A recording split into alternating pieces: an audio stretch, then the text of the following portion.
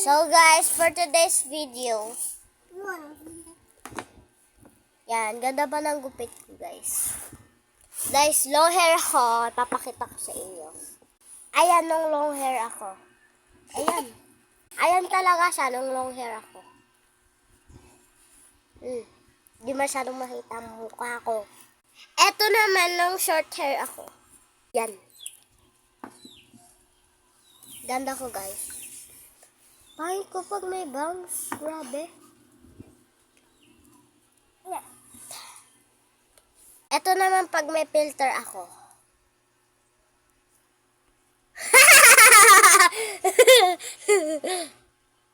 Grabe. Pangit.